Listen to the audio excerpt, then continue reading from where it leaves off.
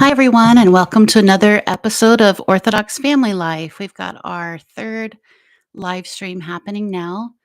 So, welcome to everybody. If you're here already, please say hi in the chat so I can see um, who we have joining us.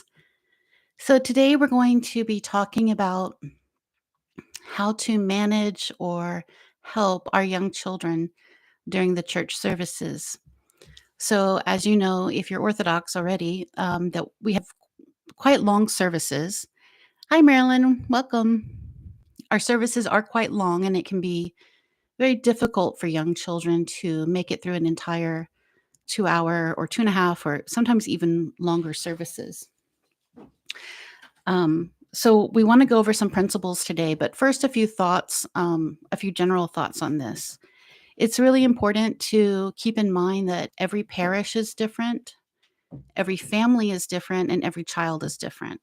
Um, I don't want you to take anything that I say today as 100% absolutely what you should be doing. You have to use discernment, the guidance of your parish priest or spiritual father. Um, but I'm hoping to give you some principles that will help you figure out how you should be handling certain situations. Um, so, what is the goal of bringing your children to church? This might seem like a silly question, but it's important to keep it in mind. Our goal in bringing them to church is for them to meet Christ.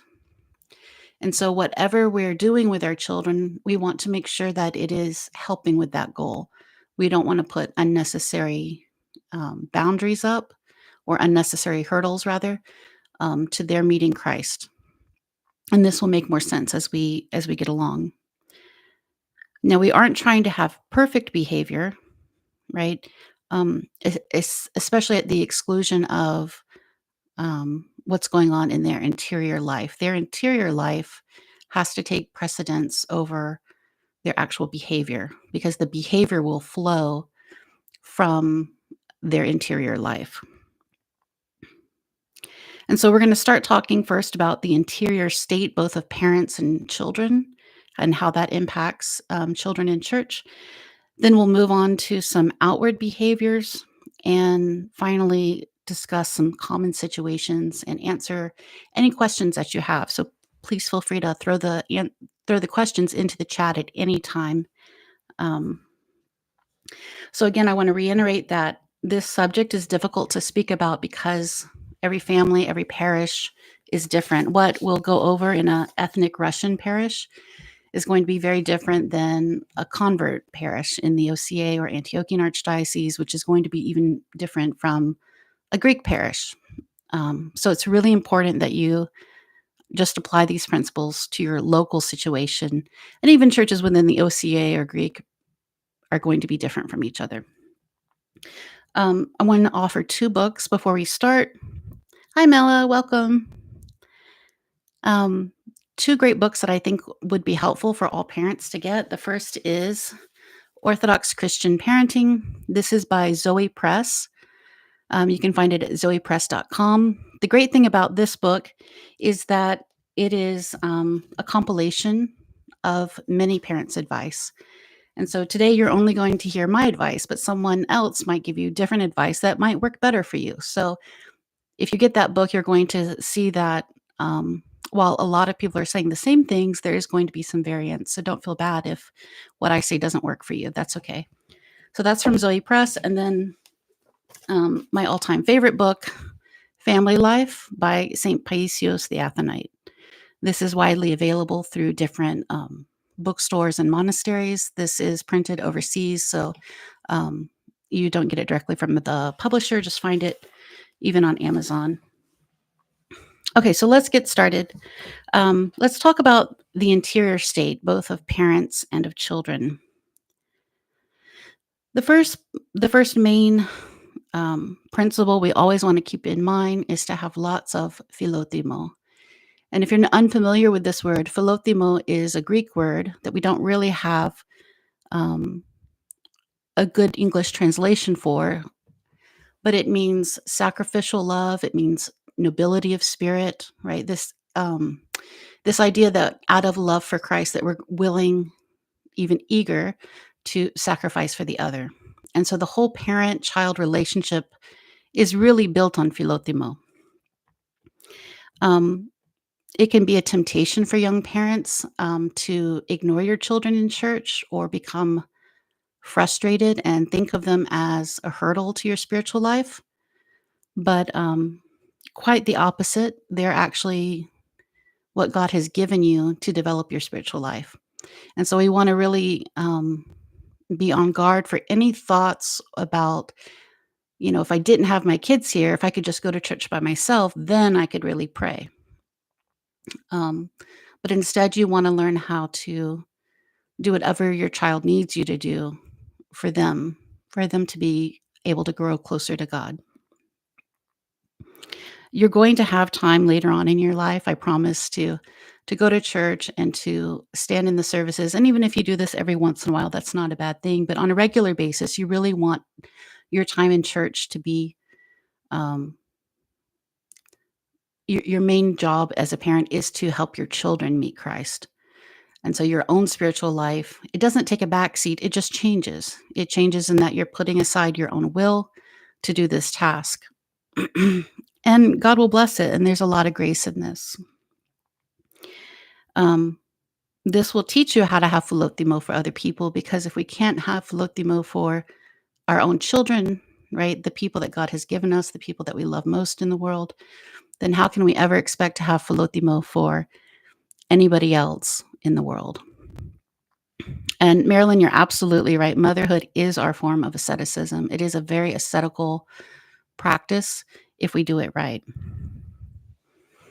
Yeah, we all enjoy those, rare moments of being able to go to church alone, and it's a great thing to do every once in a while. But we're talking, about regularly, right? You want to engage with your children. So let's talk about parents' emotions.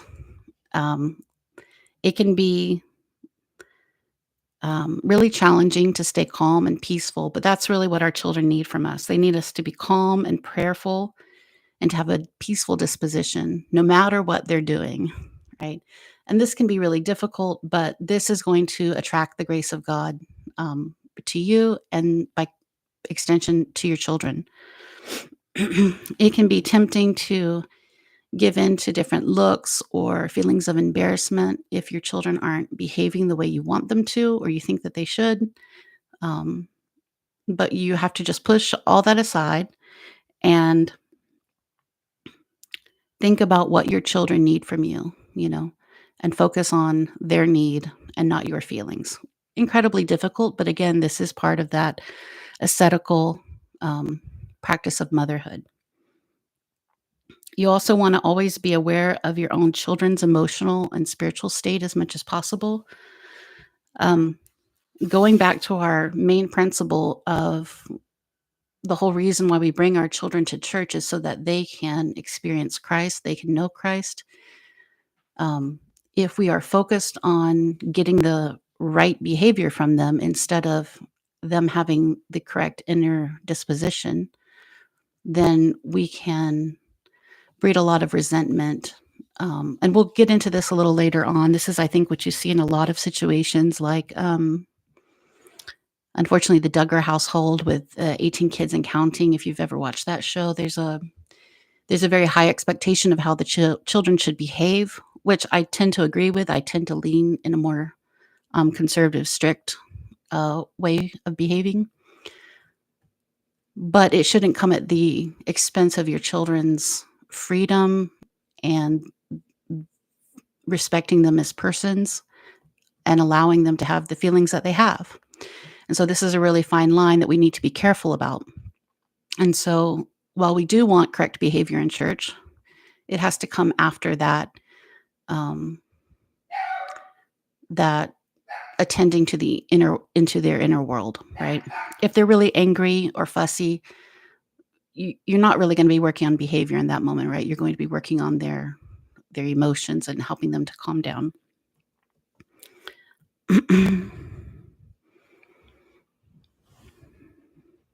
Yeah, you bring up a good point, Mela. Mela said she's heard a lot of people say, "Why don't you just skip church?"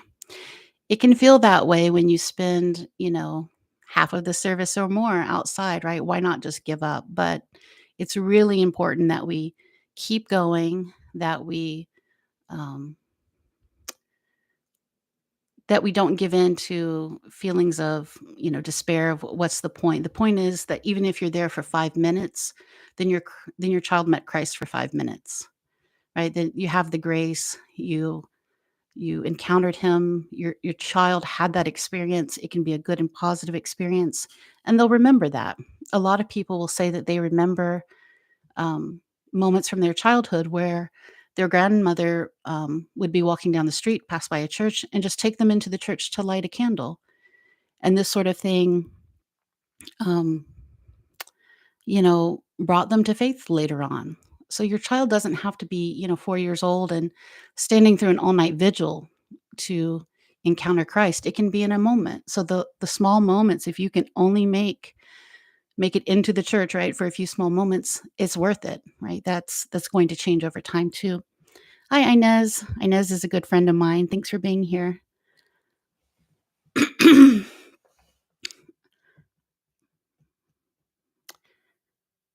Okay, so let's talk a little bit about external behavior.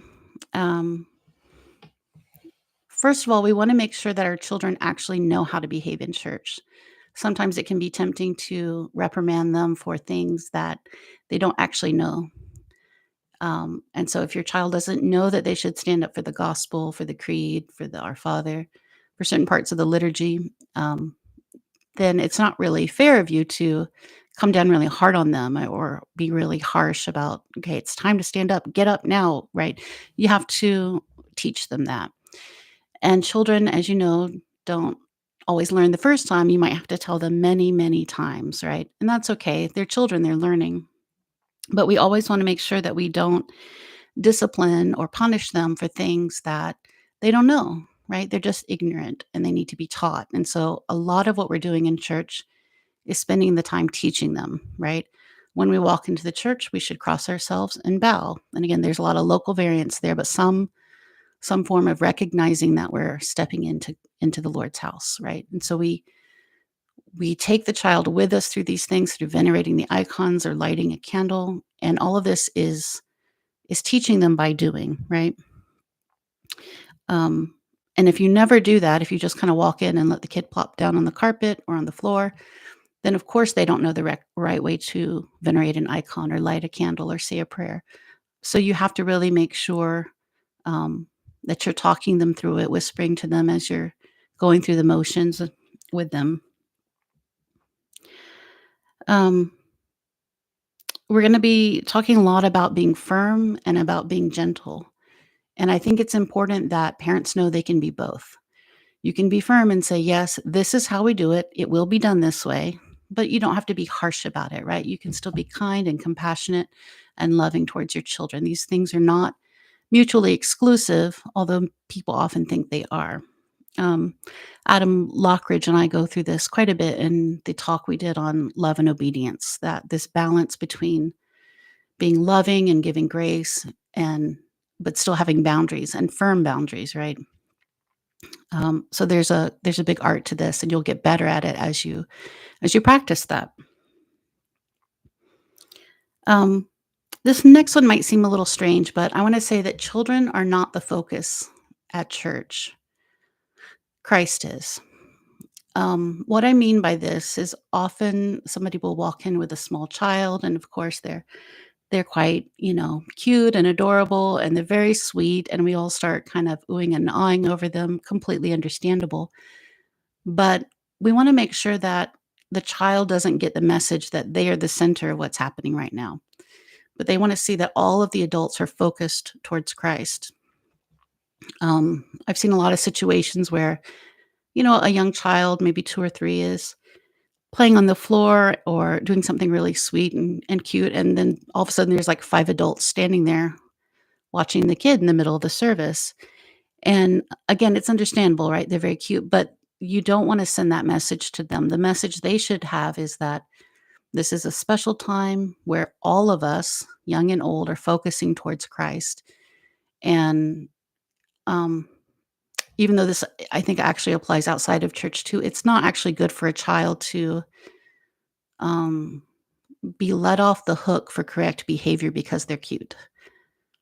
This happens a lot, I think, with, the cuter the child, let's say, the more it happens with them, right? And they get the idea that they can get away with a lot of things, and um, this isn't about being mean to the kid or something, but it's just not good for them to develop the idea that all they have to do is, do a little smile and they get out of, whatever mischief they've gotten into. Um, our children were the first, one of 2 families that had kids at the same time, but the first in 4 or 5 years. This is years ago. And so you can imagine everybody was extremely excited to have a baby in the church for the first time. So we really had to deal with that a lot. And people were being very loving and kind, and there's a place for it, but it's just something to try to curb and to watch out for. Like, doesn't matter how cute you are, you still have to behave correctly. Let's see if there's any questions in the chats. Marilyn says, I always try to be there during the end and at the beginning. My kids love looking at the icons and then lighting candles and venerating the icons during Vespers. Yeah, and actually, I meant to bring this up that if you have a child that is struggling with the longer services like Divine Liturgy, it's a great idea to bring them to Vespers where, there's usually fewer people, unfortunately, but they can have maybe a little more freedom. There's not the pressure to stay at the end because, of course, you want your child to receive communion at the end of liturgy, and so you can go for maybe a little bit of time and just get that training in of how we behave, um, with a little less pressure on mom and dad. Okay, so this next thing I might get in trouble with some people, but we're gonna talk about it. So, children are going to make some noise, but it shouldn't be distracting to other people. Um, Now there's an extreme amount of local variation here. I've been in churches where even a single peep out of a child and a deacon or someone else in the church will come up and ask you to leave. And I've also been in churches where the children were running, literally running, and being so loud that you actually couldn't hear the gospel. So I think we have to be careful about both extremes. Again, this, it's hard for me to speak to everyone because there's a lot of local variance, what your parish allows. Um, but I think the principle is that we want children to feel welcome at church. We want, to be lenient towards their natural selves, right? They're going to be a little bit noisy. We're going to have some patience for them and make patience. But also, again, for their own good, they need to know that they are not the center of the service, but that Christ is. And so if they're being too loud for people to hear the gospel, I mean, to me, this should be really clear. They should be taken out.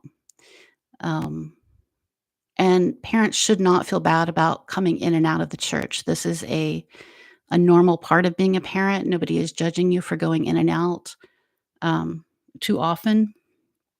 But I will say that I've heard a lot of pushback on, well, if the church isn't noisy, the church isn't growing. There's some saying like that. Maybe you guys know what it is, but um, I would also say it's not actually kind and loving to the other parishioners to let children disrupt the service to that level, to where you can't hear what's being said, or there's so much movement throughout the entire church. I've heard of kids running up and down the entire length of the church, like to the royal doors and back to the back doors.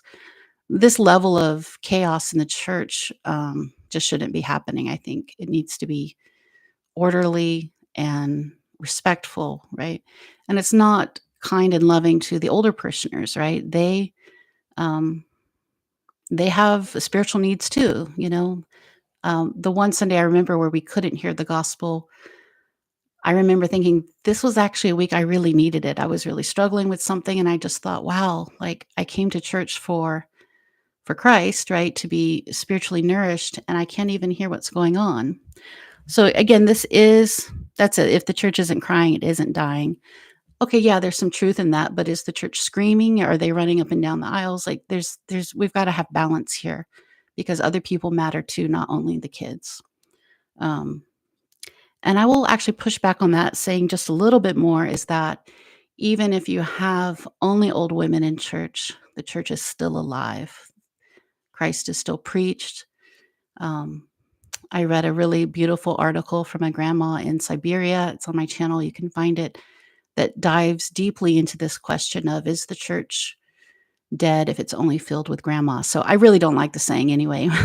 but but we just need to make sure that we're actually looking out for everybody, right? Do we have the idea that my child has a right to be here at the expense of anybody else? Do we have the idea that, all these noisy children, why aren't the parents doing better? Or do we have the idea of, how can we show love to everyone so that everyone can grow closer to Christ? And this takes us back to that idea of philotimo, right? So let's go over some common situations. And again, if you guys have specific questions, please let me know. I don't see any. If I miss it, please let me know again. So it is okay to come to church late. Now, I hope I don't get in trouble with any priests over this, because I know we're often told that we need to be there on time, which is a good and blessed thing, obviously. When the priest raises the gospel and says, "Blessed is the kingdom," it is appropriate for us all to be there. However, if you have young children and you're new to the church, or they're struggling with being in the long services, this is where economia takes place, right? Don't ask so much of your children that church becomes a chore, right? There's an art to giving them as much as they can handle and not more. And for some little kids, they can't handle a 2 hour or a 2.5 hour liturgy on Sunday morning. Um, it's okay, as we already said, to take your children in and out of church. I had a 4-year-old who could stand for a 4-hour service, kind of the Russian style all night vigil with vespers and hours, litia, and matins. And then I had, an older child, a 7-year-old, who still needed a break after the gospel. And so it's not about teaching your kid to stand the longest. It's not any kind of competition or race. It's about doing what each particular child in the family needs. And that 7-year-old still needed a break after the gospel. And I actually had someone in church challenge me on this at the time. They said, "I disagree with you taking so and so out." And I thought, well, okay, but it's not your kid. Like, you have to be a little bit okay with taking some heat from people, because some people are going to think you're being too harsh. Some are going to think you're being too lenient. You can't be swayed by what the people around you are telling you. You have to just, with discernment and love for your children, talking to your husband and your priest, you have to just do what you think is best and ignore the many, many comments you're going to get on either side. Good morning, Mano. Thanks for coming. There's actually a really lovely book. I couldn't find it to show you guys, but it's called In and Out, the Narthex Dance. And it's written by a friend of mine, written and illustrated. But I'll show you her other book that she did. She has a whole series. This one is Catherine and the Desert Monastery, all about a visit to St. Anthony's.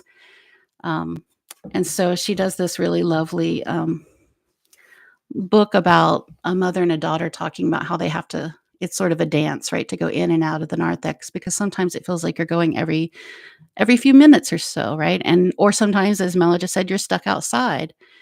And it feels like that's never going to end, especially if you have a lot of little children. I felt like I spent a decade in the narthex. But that's okay, because the children learn, and now I'm lonely in church, right? So these are all seasons, and while it's hard in the season you're in, um, it'll end. And I'm with you, Manna. I wish I still had a bunch of little kids that I had to go out in the narthex for.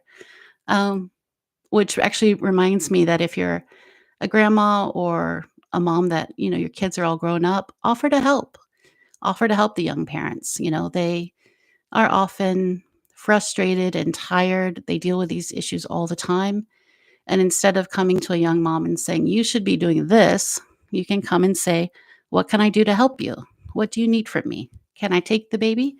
Can I take him outside for you? Why don't you stand here for a few minutes and I'll take him?" So just offering that love and support to other young moms, is really incredible.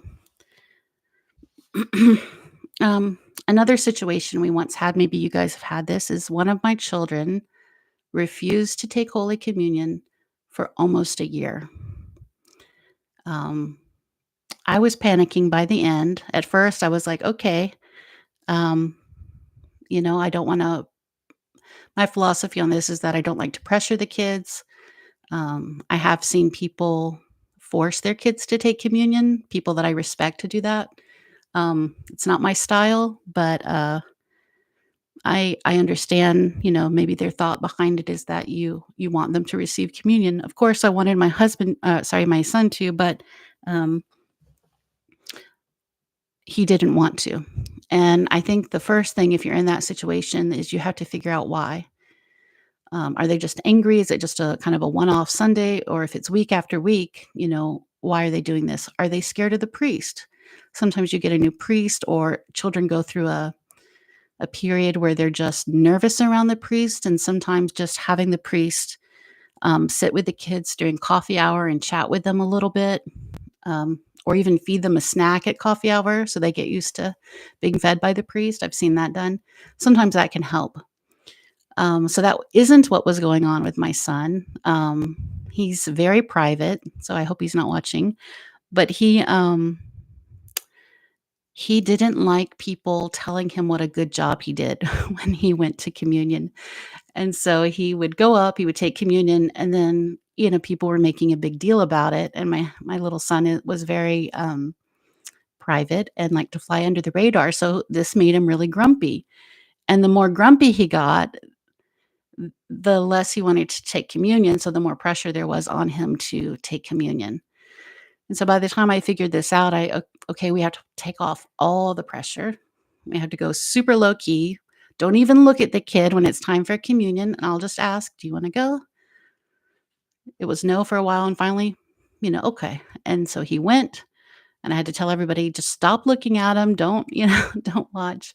And then he was fine, so you never know what's going on in your child's mind, so it just takes some patience and sometimes some digging and speaking with them, asking them, "Why don't you wanna go?"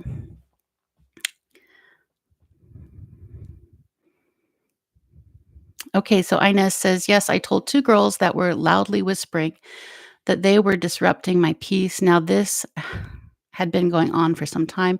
How do we address this better?" It's a great question, Inez. Yeah, it's part of that balance of, we can't look at the children as a hurdle to our spiritual life, right? And so there's a couple of things going on. There's that we have to look at the children um, as a chance to show the love of Christ to somebody else, to be patient. And so I would actually never say something if I was feeling upset with them, or I would try not to say something. Maybe I would. But I think it's better to wait until um, you have your peace, and then maybe not in the moment even. Again, these are situations with a lot of discernment is needed, but either taking them aside and asking, or letting them know it's not appropriate to talk. I think these are probably older girls, I'm guessing, Inez. Um, but yeah, as Mela said, inviting them to listen to the service more. Um, Inez and I actually attend church together in a place where we only have Greek, and so it is harder for the children to pay attention. Our services are very long, and they are in Greek, so it's a little different from if your child is in a has liturgy in English and is a lot shorter. So I think we have to give the kids even more grace in that situation. But again, depending on their age and whether or not they know the rules, I think it's okay to say something. But I do think we have to deal with our own emotions first before we can correct them. And I think silently praying for them, for God to enlighten them and to help them. We often forget that important step, that it's not just us and the kids, but that Christ is there and we can ask him to intercede and and soften their hearts. And, sometimes a gentle, rub on the back or a hand on the shoulder is enough. Sometimes we don't actually have to say anything. Um, but I don't think it's wrong to correct the kids. I want to make that clear as well. It just, um, we have to kind of balance all of these different principles at the same time. Yeah, and I think the children, in our parish probably do know. Um, but it's long, and maybe saying, "Do you wanna go outside and take a break for a little bit, or do you wanna stand here and be quiet?" You can give, 2 good choices, right? If you need a break, that's okay, but do it outside. Or do you want to, um, you know, do you wanna stand here and be quiet? They're learning, it's gonna take some time. But yeah, Mila, I think that, any kind of just a gentle nudge, um, gently letting them know, because they often know if they're 7 or 8, they actually probably know that they shouldn't be talking, right? They probably don't need us to tell them, and maybe, as gentle of a reminder as we can, would be best, because we don't wanna embitter them. We don't wanna make church a negative experience, which we'll talk about, in a moment. Um, so I know there's often what we call the great Cheerio controversy. Should your child have snacks in church? Um again, this is one of those things of, is it a 9-year-old sitting there eating yogurt in the middle of church, or is it a, 1 or 2-year-old with a few Cheerios? Context matters, right? Um, I tend to not let my children ever eat in church, because I think we wanna teach them the correct way to be in church, and so we're not actually talking to the 4-year-old, we're talking to the 40-year-old and the 80-year-old that they will be one day, right? So that they know when we come into church, we have a special way, and this isn't, a lounge, it's not here to relax or to have fun, but we're here to worship God. And so I'm not sure why people would feed a child in church. It might be that they're tired of going out, which again, I understand, but I do think it's better for the child to learn that, if a 1-year-old needs a little snack, okay, well, go outside and do it, I think. Um,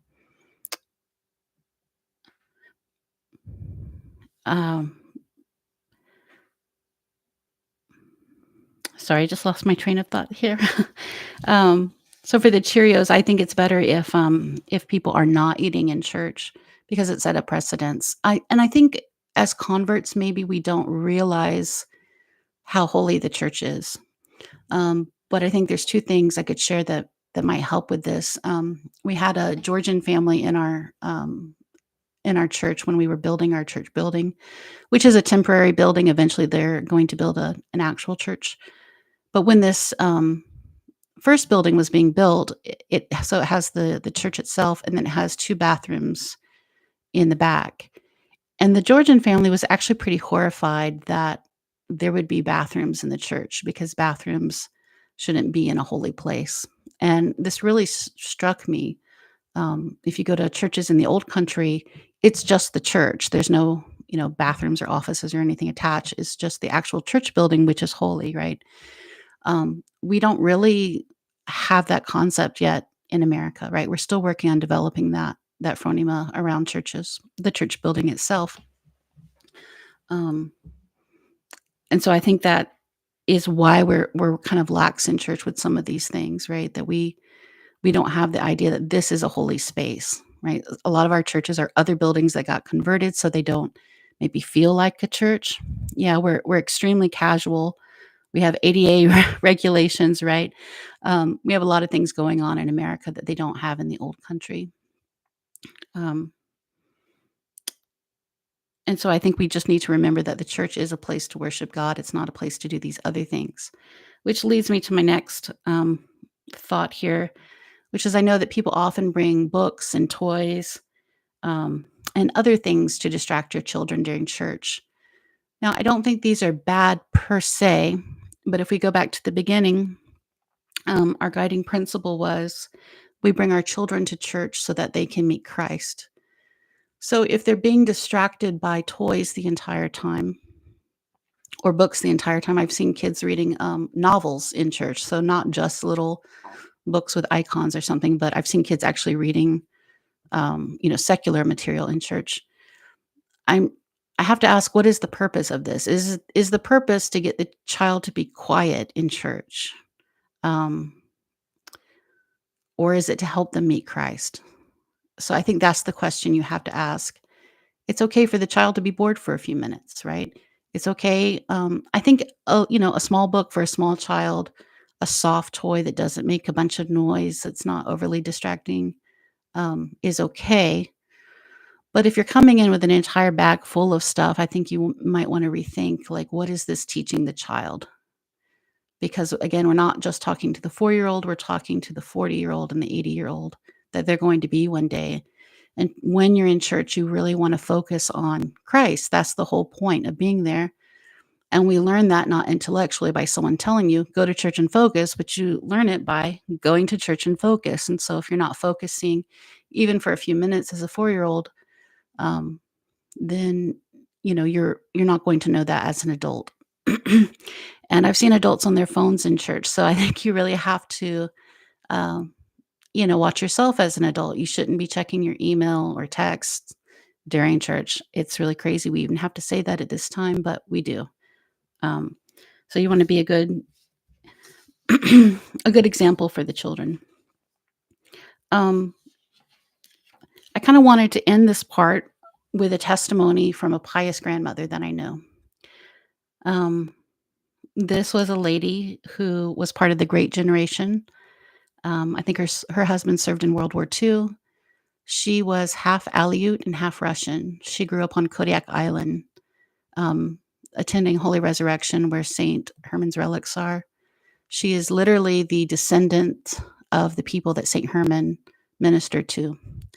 Um,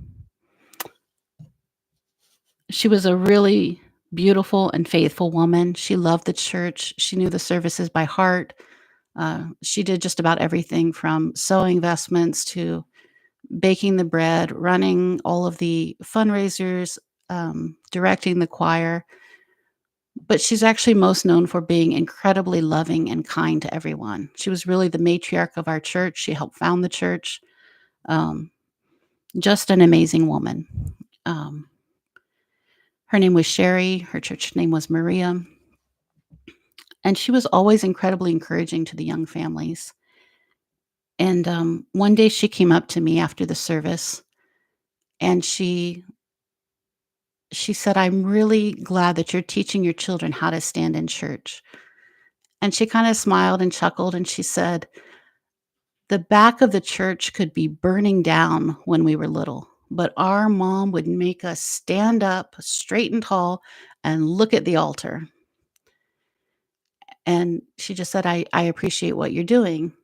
And that stuck with me so much, not only that she was really kind and encouraging, but I thought I would often look at Sherry in her later years when she was 80. She had a walker that she'd come in with, and she still stood through the entire service at 80 years old.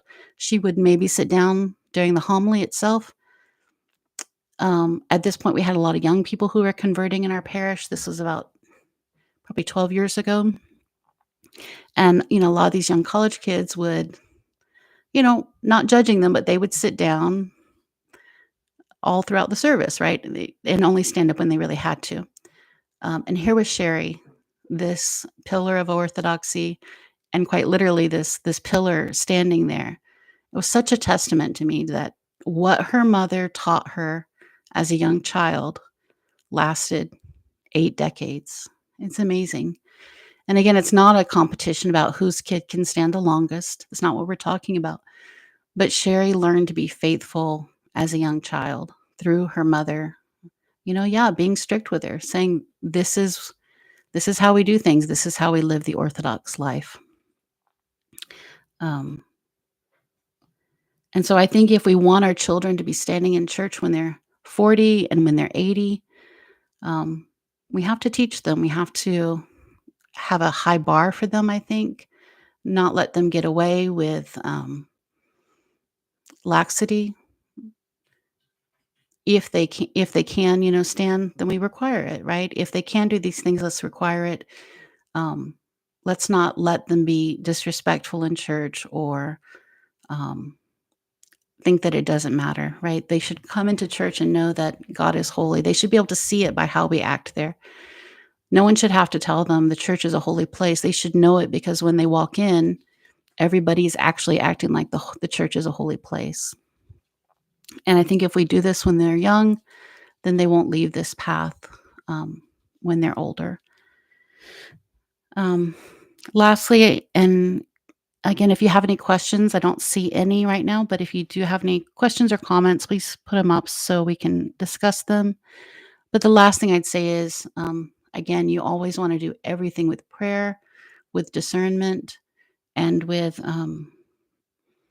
that guiding principle that you're trying to lead your child to Christ, right? You want church to be an overall positive experience. You don't want to be pressuring them and nagging them to do things. Um, and there's some balance in all this that you have to find that works for you and for your family. But everything, as always, with prayer. So thank you everyone for being here. I don't know who's left. I think probably Mela and Inez and Marilyn. Um, if you guys have any final thoughts.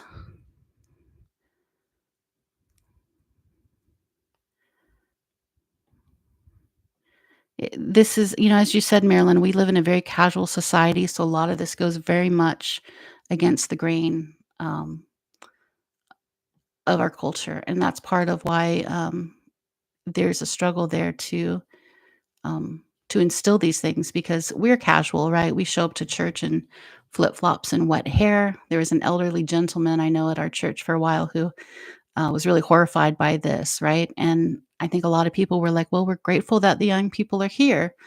And we'll deal with their flip flops and wet hair later on. But it's just something our entire culture has gotten rid of the formality, which is really connected to respect, right? And respect and love go hand in hand as well. So, okay, I think that's all for today. Thanks so much for being here, everyone. God bless you. And I hope to do a live chat again next week, maybe every week for moms.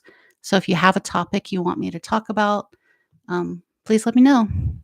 All right. Thanks. God bless you. Have a good day.